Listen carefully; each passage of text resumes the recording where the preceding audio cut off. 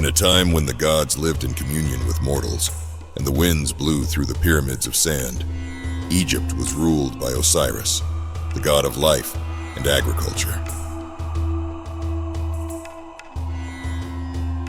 He was loved by all peoples, for his reign brought prosperity, fertility, and harmony. With his wife and sister, Isis, by his side, Osiris spread teachings of peace and balance. Together, they were a beacon of light in a world still struggling to understand the truth of existence.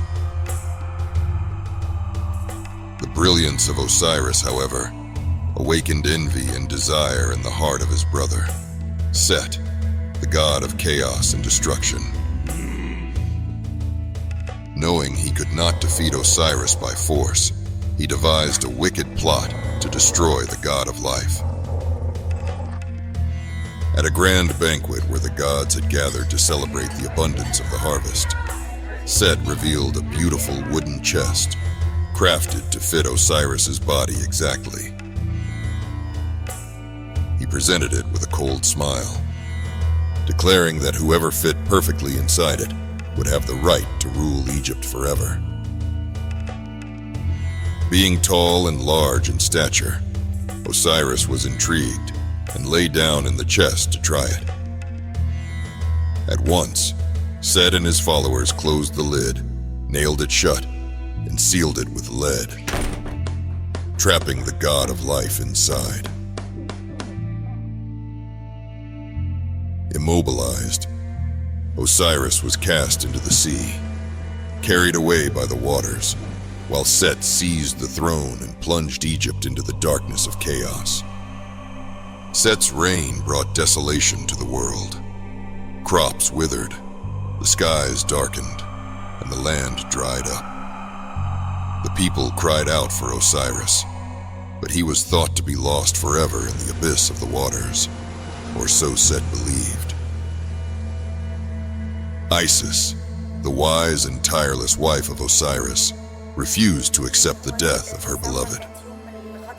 With her heart full of sorrow, she set out to find Osiris's body, determined to bring the god of life back.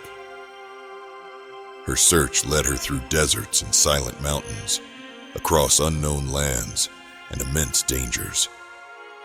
Along her journey, she encountered Anubis, the god who guards the world of the dead, and he guided her toward a clue to Osiris's whereabouts. The coffin that held his body had been carried by the waters to the distant city of Byblos, where a sacred tree had grown around it, enclosing it within its trunk.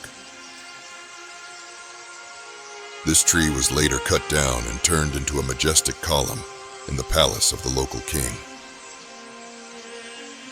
Isis, with her wisdom and power, arrived at the palace, and after touching the hearts of the royal family, succeeded in retrieving the body of her beloved. She brought Osiris's body back to Egypt and hid it in a sacred swamp as she prepared the resurrection rituals. However, Set discovered the hiding place and secretly stole the body. He then tore it into 14 pieces and scattered the fragments across Egypt to prevent Osiris's return to life. The destruction seemed final. Osiris had been betrayed by Set, dismembered, and scattered across the world. But Isis, moved by eternal love, refused to accept the end. With the help of her sister Nephthys and of Anubis, she began a journey across Egypt to gather the pieces of Osiris's body.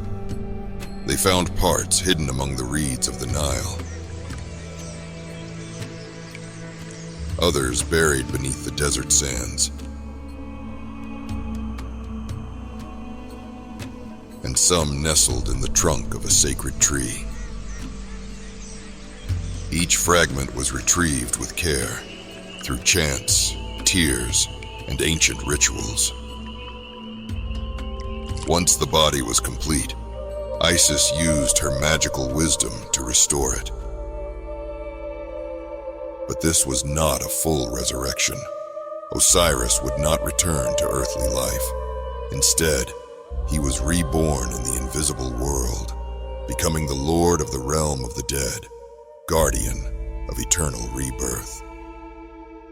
While Osiris ruled the underworld, Isis, with her heart broken, saw the birth of a son, Horus, the fruit of her love with the god she could no longer fully see. Horus, destined to be Egypt's savior, grew up in secret, protected by his mother, hidden from Set's gaze. Years passed, and Horus, now a young warrior armed with the power of heaven and earth, faced Set in a battle that would shake the very foundations of Egypt.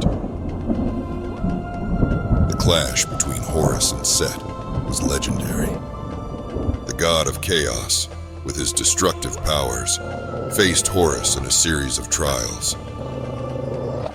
They fought a duel of magic and physical strength, each trying to prove their supremacy.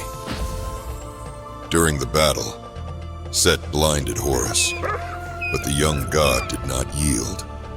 With the help of Isis, who restored his sight, Horus was able to defeat Set in a final battle. Set was vanquished, and order was restored. With his victory, Horus took the throne of Egypt, but not before ensuring that his father, Osiris, would be forever honored as the ruler of the dead. Thus, the cycle of life and death continued under the watchful eye of Osiris, while Horus ruled over the living, bringing balance to the realm of gods and men.